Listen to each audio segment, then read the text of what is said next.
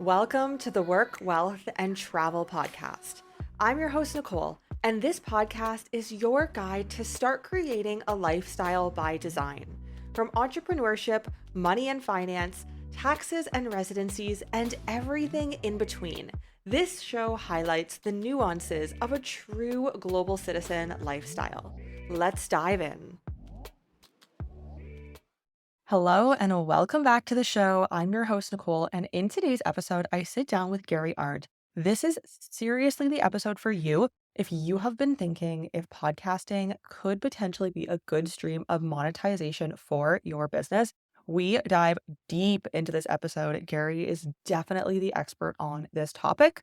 Gary himself is the host of the Everything Everywhere Daily podcast. And before launching his show in July of 2020, he spent the previous 13 years traveling the world full time. His travels have taken him to over 200 different countries and territories and all 50 US states twice.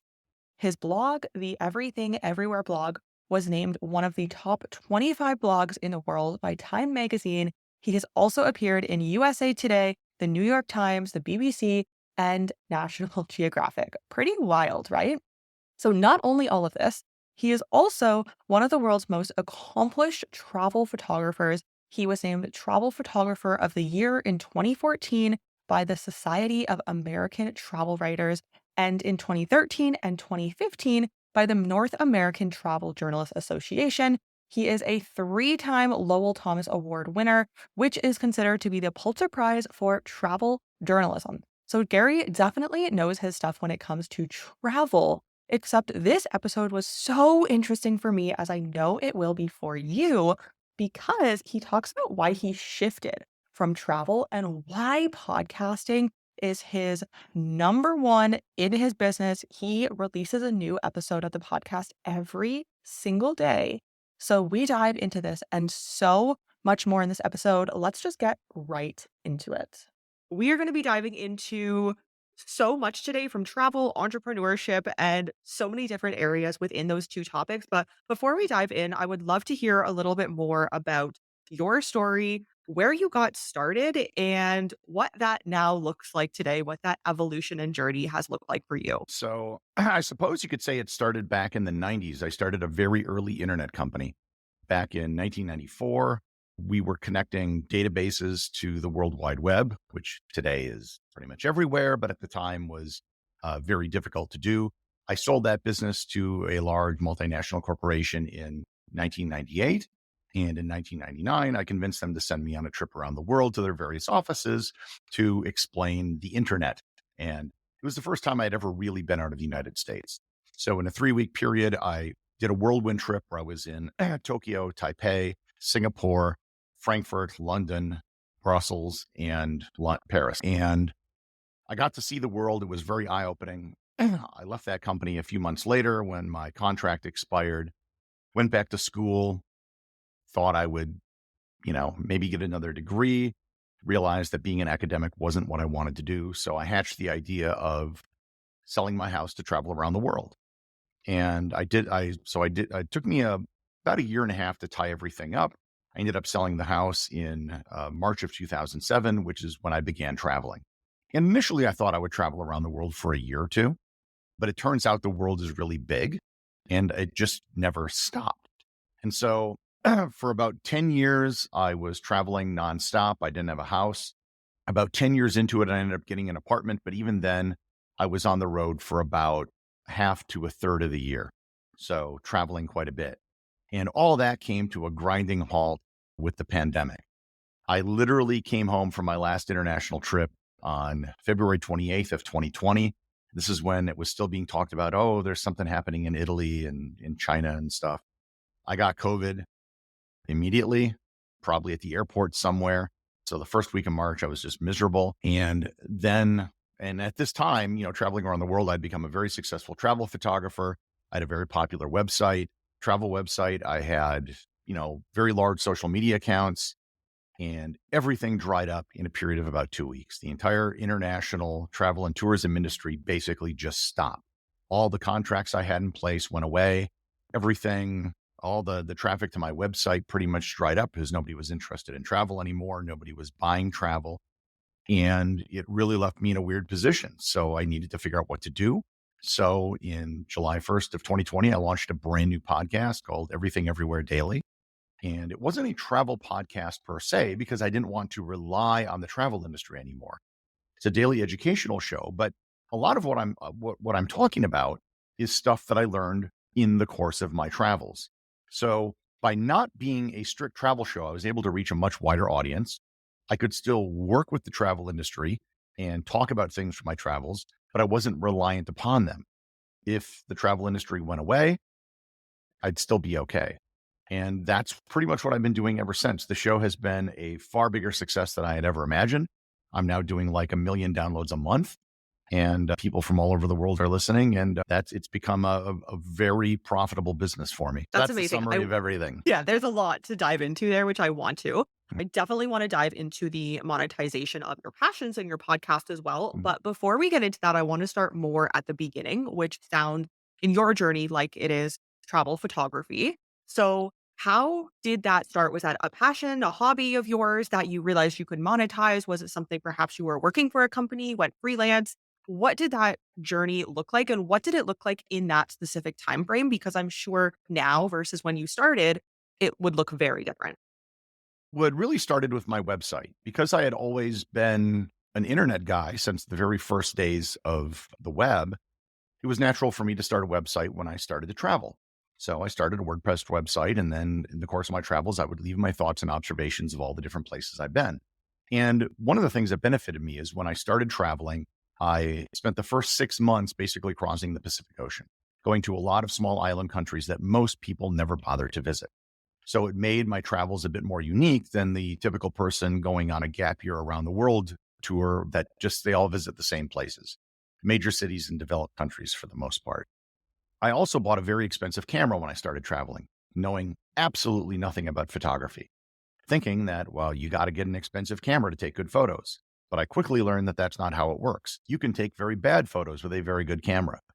And so I began a process of just iteratively learning how to do photography, and so over a period of years, I got better and better. I was traveling, so I had the opportunity to take a lot of photos and get a lot of reps in. And by teen, I was starting to win major awards for my photography. I was named Travel Photographer of the Year 3 times in North America.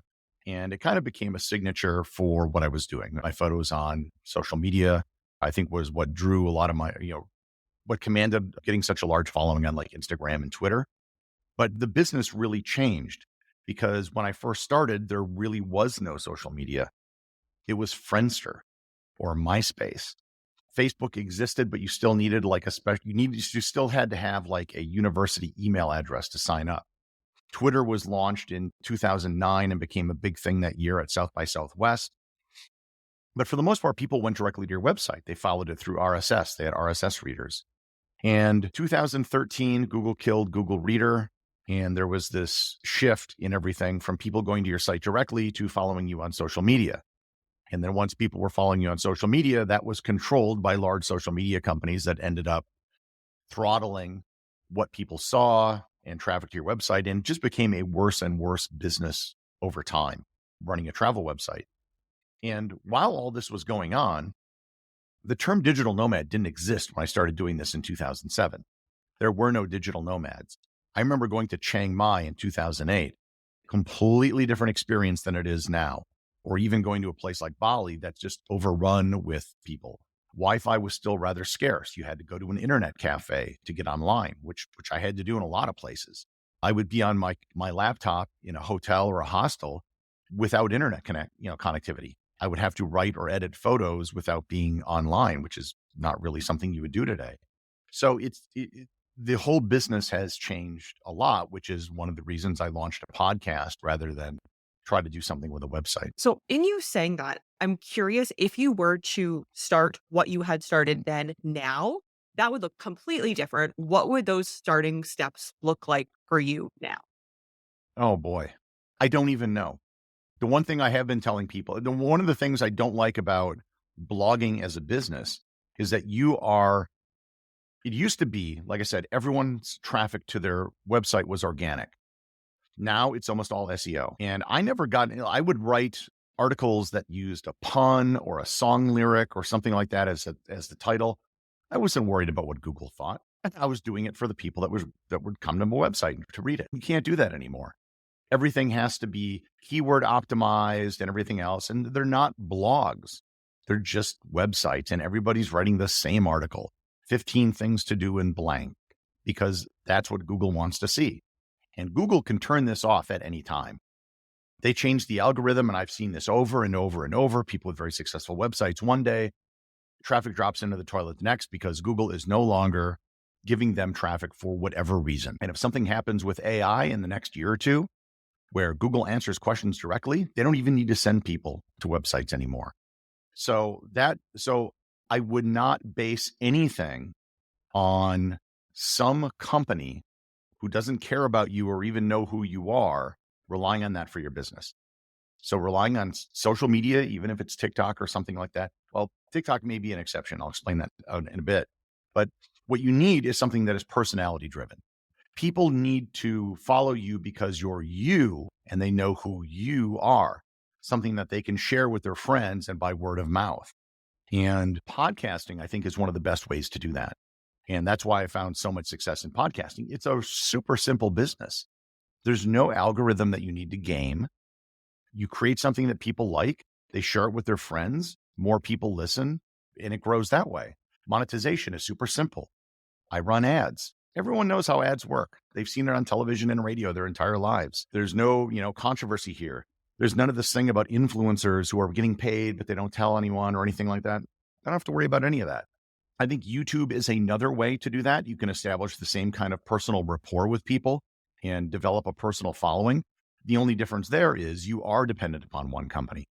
And a lot of people think the first thing they should do is go into YouTube. But in reality, if you look at the CPMs that people get on YouTube, they're way, way less than podcasting, like significantly less. Because for starters, YouTube takes half of it. And then, so if you're getting something in the range of $2 to $4 for a CPM on YouTube, that's pretty common. And maybe if you're running a financial channel, you might get something in the neighborhood of, $10 to $15. The average CPM on a podcast is $25, and they can go up to $50. So the market has kind of spoken for which they think is a better medium. Not to mention the fact that, your success as a YouTuber is going to come from you being able to game the YouTube algorithm to appear on, what the watch this list for someone else. And that's just not true with podcasting. So a podcast is harder to grow, but once you can grow it, it's far more valuable and I think a far better business model. But the trick is growing it. I think that's really interesting. I don't remember. I get so many things coming at me as we all do now. I saw somewhere online the other day, you really only own a few things. And we all know that's true. And that's your website. But we kind of just talked about, you are at the mercy of Google and SEO. It's your podcast and your email An email newsletter was the list. other one. Yeah. Exactly. And those are, and if you look at where people actually make money, it's probably going to be from one of those things. And you should still have, I'm not saying you shouldn't have a website. You should certainly have your own domain name that you can put everything under. I just don't think that you should be reliant on SEO traffic. By all means, if you do get search traffic, great. But if that search traffic went away, would all of your money go away? And if that's the case, then you need to diversify into something else. So while we're on this topic, I do want to maybe backtrack a little bit afterwards, but we're on this topic of podcasting, monetization. It sounds like you have potentially monetized or have grown your email list. So talk to us if you're comfortable about some of your current sources of income. And it sounds like your podcast is definitely on top of that within your business. So I would be curious what that podcast journey has looked like for you. I know you do daily episodes, so I'm curious if that is a big factor as well. Oh, it's a huge factor. In fact, the reason I'm doing a daily show is for business reasons. I did the math, and I don't know if you've ever heard like a normal podcast episode for normal show is going to be about an hour long. If you put 14 ads in a show like that, it would turn most people off. But I can put 2 ads in a 12-minute show every day. People barely notice or they don't say anything because it's just 2. But it's every day. It ends up being basically the same thing. And so I just did the math that, and most hour long shows won't have 14 ads. So if I just simply look at a revenue basis, I had a really good friend who had a daily show and a lot of other business stuff going on. And I met him at a conference. We're in the speaker's room and he told me, he's like, yeah, this is the best thing I've ever done. And I was like, really? And so when I thought about doing the show during the pandemic, I went back to that and just did the math. And I'm like, wow, this really works. Publishing more frequently allows you to grow your show faster and monetize it better than pretty much any other show. So I do about 30 to 40,000 downloads a day on average. If I had a weekly show, I would have 1/7 basically the number of downloads I'm getting now. And even if the show was a little bit longer, I certainly would not be putting in 7 times the number of ads. So most of my income now is currently, I should say, when I launched the show, I basically did a very hard pivot from what I was doing. I still work with people in the travel industry, but I'm not reliant on it. And I opened myself up to a whole new audience of people because one of the things I found is people only care about travel when they're about to go on a trip. I had friends with food and fashion blogs and other types of websites that had way more traffic than I ever did. It's because people are concerned about those things every day. Every day people eat. Need to find a recipe. There's people that go shopping for new clothes, once a week or maybe once every other week or something.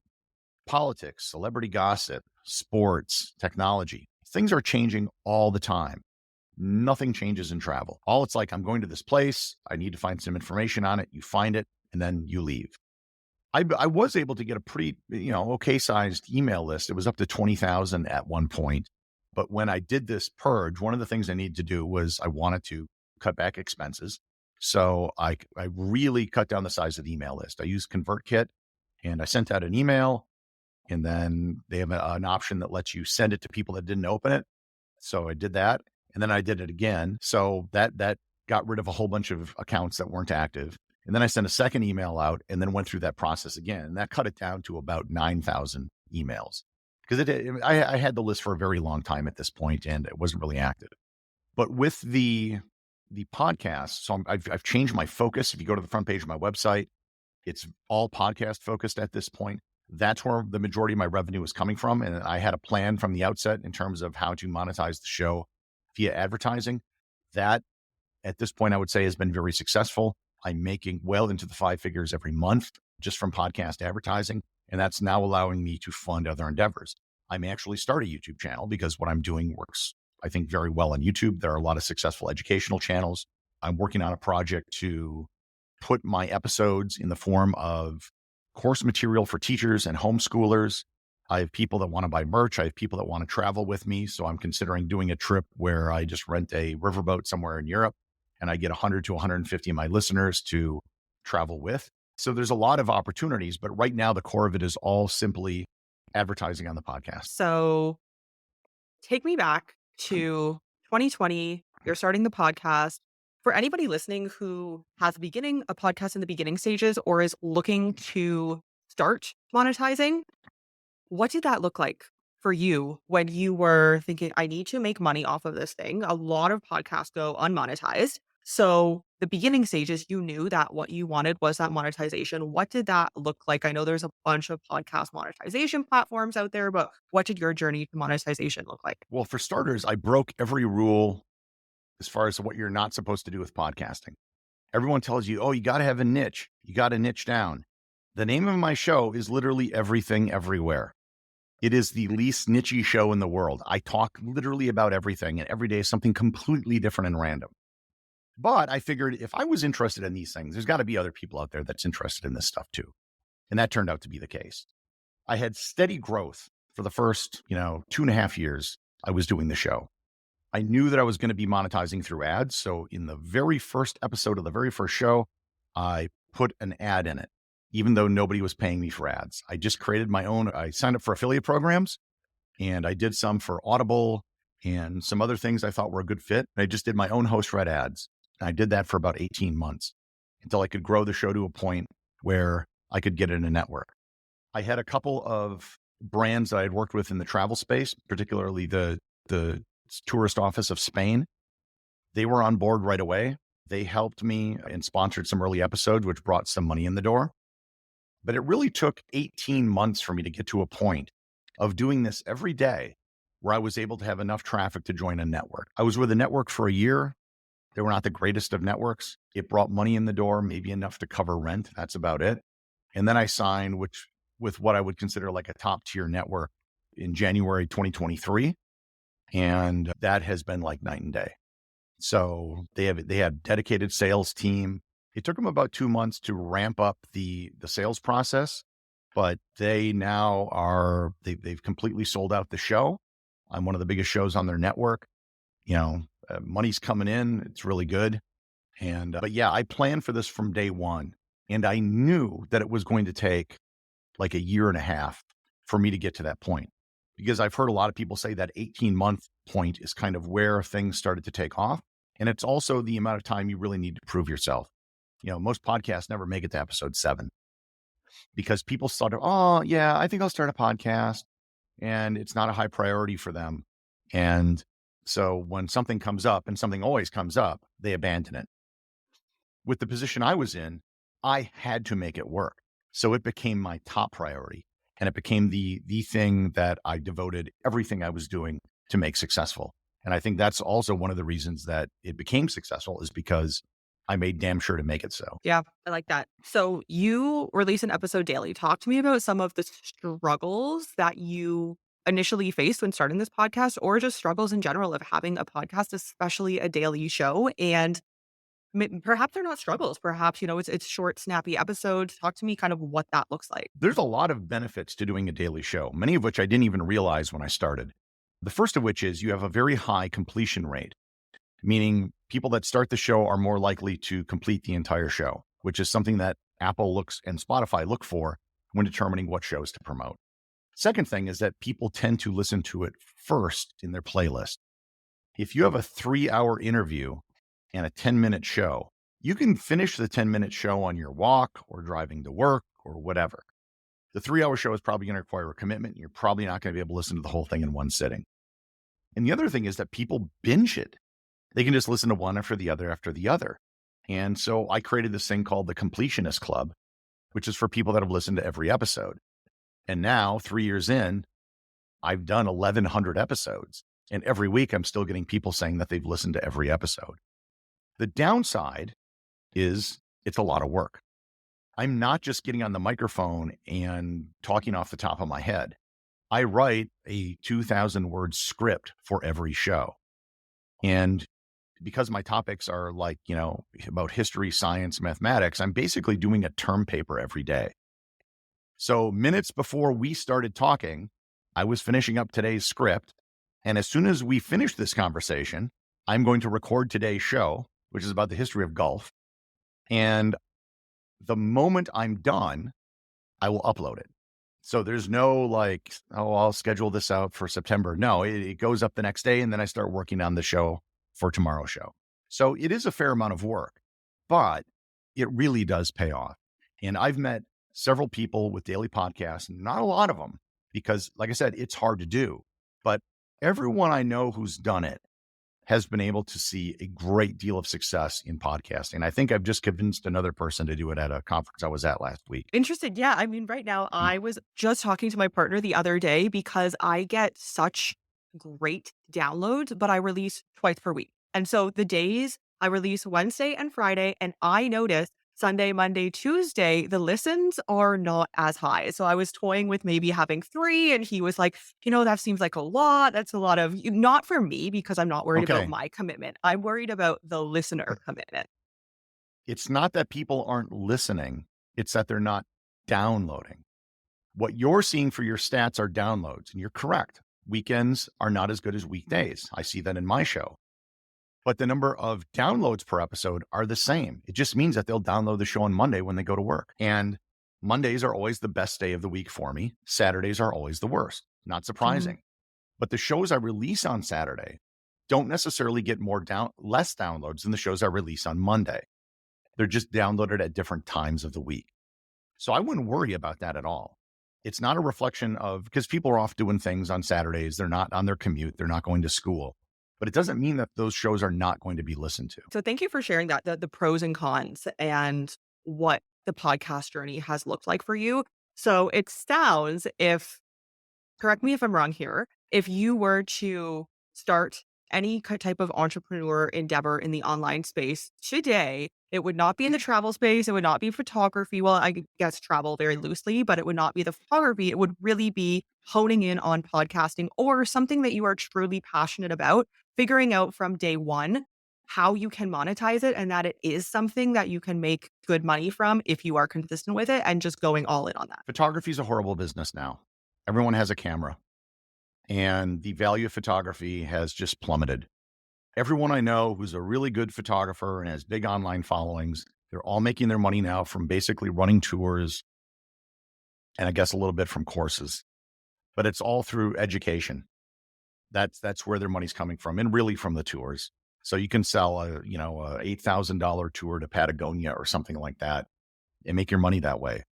But the thing is, you have to be constantly selling tours and going on tours. What everyone's doing in travel are just travel websites, SEO for the most part. That's kind of it. So yeah, I would do something in podcasting. You probably know who John Lee Dumas is. Entrepreneur on Fire, very successful show. He created a daily show, I think 13 years ago, where he was interviewing entrepreneurs. And the daily format helped him a lot. But he's recently said that if he was to start a new show today, he would not do an interview show. My show is not an interview show. It's a solo show. It's a scripted show. And there's nothing wrong with interview shows per se, but I don't know if I would make an exclusively interview show. Maybe you could do an interview once or twice a week. The Jordan Harbinger show, he has a very successful podcast, and it started as an interview show, but now he was doing 2 interviews a week. I think he's moving to 1 interview a week, but he's going to do 2 episodes that are not interviews where he answers questions and talks about different things because they're easier to produce and people tend to actually like them more. A lot of people I know with interview shows are very afraid to do a solo show because they think that it's different, or is it going to do well? And I can't think of an example where someone did a switch like that and their non-interview shows weren't their most popular episodes. I personally like both. I like basically just talking to myself, but I love the interview aspect as well because there is so much knowledge out there that I would otherwise not know that I can get from people who have that experience. So that's really interesting. Okay, so do you have any other last notes on podcasting, entrepreneurship, online business before I want to ask you a little bit about your personal troubles? Yeah, I'm not saying that like interview shows are bad. I mean, we're doing an interview right now. It's just that so many people, when they launch a podcast, that is the first and only thing they think of. And if you truly want to establish yourself as an authority or an expert, I think you need to at least sprinkle in some shows where it's just you providing advice and sharing your authority and expertise, talking to someone else. As far as, entrepreneurship, it's becoming in some ways it's harder and harder to make a living online because so many people want to do it. And so much of it is surrounding some other company, like I said, that controls everything. And if I'm 53, I am not going to be a TikTok star. I acknowledge that. If you look at who's successful in TikTok and all the creator houses and all that stuff, and all these people that have lifestyle YouTube channels, I'm never going to be able to do anything like that. So I've adopted something that doesn't really matter, that I can keep doing this forever because I'm not trying to promote my lifestyle. A lot of these people that, they become kind of internet famous, they have a big following on TikTok or something. I think there's a limited lifespan to that. No one's going to want to see you going to clubs and doing all these skits and whatever it is you're doing when you're 60. There's just kind of a limit to it. So pick something that you can probably do indefinitely and that isn't going to just make you a flash in the pan. And usually that's by doing something with some sort of expertise, authority, or talent or knowledge that you have. Yeah, I like that you mentioned that because I've thought the exact same thing before. I have people who I love to follow online, but I don't think I'm gonna love be that into their content in a decade. New people come, people go. Yeah, you're totally right. So I think that that is something interesting to mull over before And you get started in the online even space. if those people are making a lot of money, are they building equity in anything? Can you sell a YouTube channel if it's based entirely, I could probably, sell my podcast at some point in the future get a different host, do fundamentally the same thing, maybe do a phase in period where they're guest hosting a couple days a week or something like that. It certainly could be done. I don't think that somebody with a popular TikTok account, that's something that could be sold, right? That's not something you build equity in. Maybe you may have some personal equity that you could turn over into some other projects. And even then, I've seen TikTok people and YouTubers create podcasts precisely because they can own it and they can monetize it better and they're not reliant on that one company. Yeah. But Yeah, I yeah, I mean, totally think that anything you want to do there's online, whatever you do, I'm not saying there's anything, if you can find success on TikTok, by all means, exploit it for what you can. But podcast, email list, website, you have to have those things and you have to build those things because those are the things that can't be taken away from you. completely agree. Okay, so I want to ask you a few questions about your travel experience. You have been to how many countries is that? Depends how you define country. Like if it's UN countries, it's 130, but I've been to a lot of places that are not countries, like French Polynesia, Gibraltar, Antarctic, South Georgia Island, things like that. So on the Traveler Century Club list, I've been to 204 different places. Amazing. I love that. So, what was a really unique experience you had somewhere in the world that really stands out to you still to this day? Doing a landing and being launched from a nuclear aircraft carrier. I was invited by the Navy to go visit the USS Harry S. Truman while they were doing training exercises off the coast of Virginia. And we got to take a plane and land on the carrier. We stayed overnight and we got launched from the carrier the next day. And there are very few people that ever get to do that. Even people that work on an aircraft carrier usually are never landed and launched on an aircraft carrier. They get off when the ship is in port. So that was unlike anything I ever got to do. Oh, I mean, I've done so many things. Dog sledding up in the Yukon, swimming with great white sharks, cage diving in South Africa, got to ride in a Formula One sports car, hot air ballooning over South Africa. I got a list of stuff on my website. It's hard to even come up with them. I've been Yeah. scuba diving all over the world, photos. Yeah, you name it. I've been in the middle of riots, war zones. I've seen a lot of stuff. Wow. That's so cool. And what is one country that really surpassed your expectations? It'd have to be one of the Pacific countries like Samoa. Very few people go there. Very few people know about it. Most of the tourism they do get is from New Zealand, simply because there are direct flights from there. It's a place that is not on the list of a lot of people, but I found it to be the Samoans to be wonderful people. I found it to be a great country. And I'd love to go back and spend an extended amount of time there now. And last question, what are some of your favorite countries? I'm not going to say choose one because I know that will be next to impossible, but a few of your favorites. Samoa, Singapore, Australia, Japan has fantastic food. Argentina, I really enjoyed.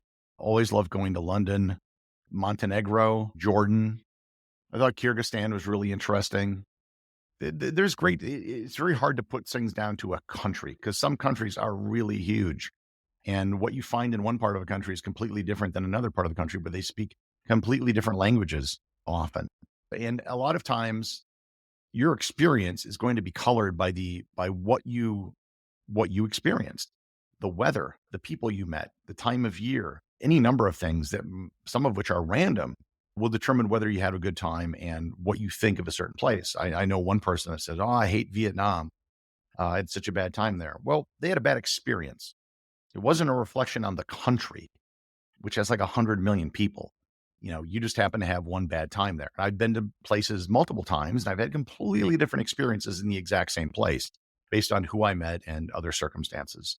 My advice always is, to someone thinking about travel is to just do it. You can sit and plan and scheme and figure out what you're going to do, but at the end of the day, you got to buy a plane ticket. So the faster you buy the plane ticket and go, the better off you're going to be.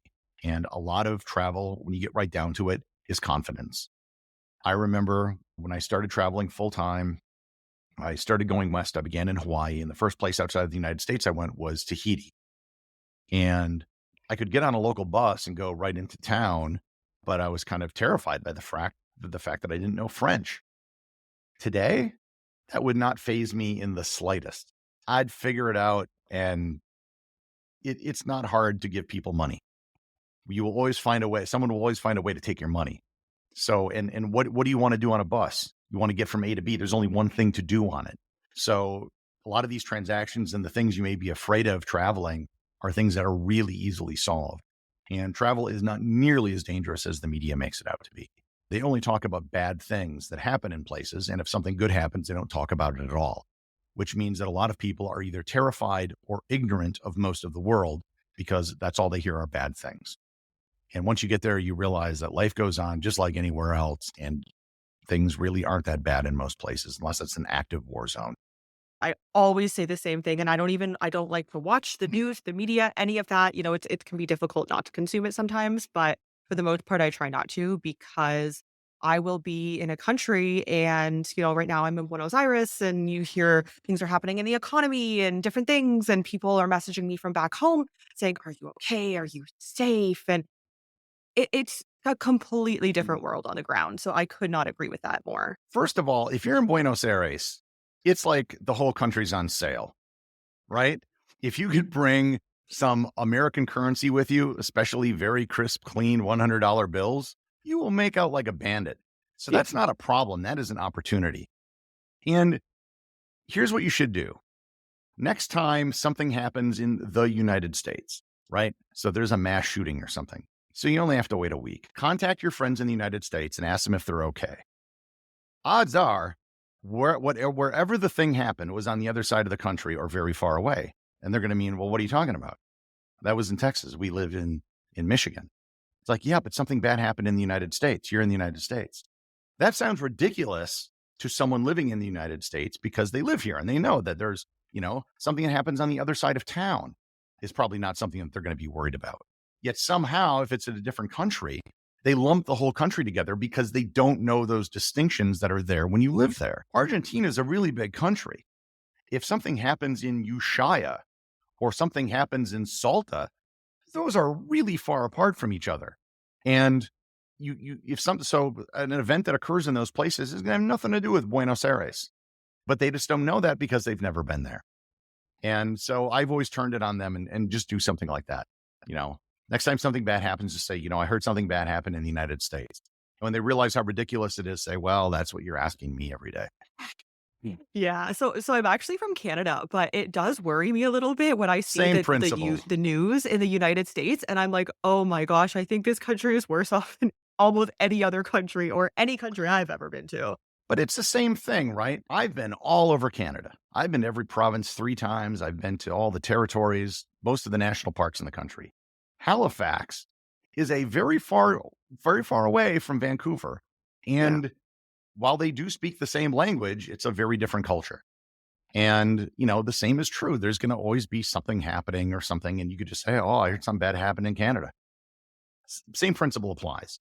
People are more concerned, the further away you get from something, the more you tend to just blend everything together and you don't know the nuances. And it's only by traveling that you can really understand that. And I don't know if it's happened to you yet, but I've been to a lot of places and every so often I'll see something on the news where something happens. Maybe it's a natural disaster, a hurricane, or earthquake or something. And I will have been to that place. And it has a very different impact on me having been there than it would be to someone it's just a theoretical or intellectual thing that happened on the news. 2 years ago, there was a major volcanic eruption in the nation of Tonga. Most people have never been to Tonga. It means nothing to them. But I've spent like a week on Funafuti, or not Funafuti, Nuku'alofa. And so when they started talking about the lack of water and the problems, like, yeah, I knew where that place was. I saw that place that they saw on the news, and it wasn't just this sort of distant thing to me. Those were real people and real places that I've met and that I visited.